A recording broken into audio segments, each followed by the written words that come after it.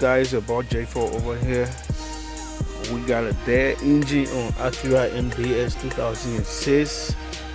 This car been parking here for almost 6 months because of bad weather and stuff. I didn't have a chance to get it fixed. So today is a pretty nice weather out here. Trying to get this fixed. All cheap stuff. See all this dismantle almost every bullshit on this car.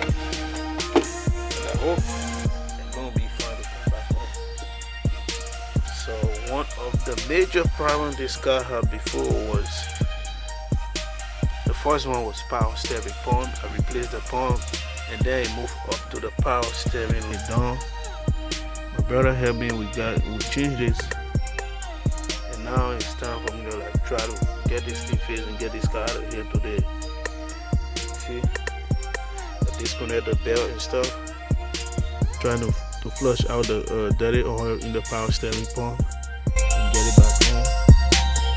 I like the new stuff for this car.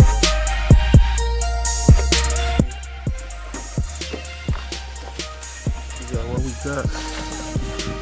We got a new air filter, a new how you call this, oil filter,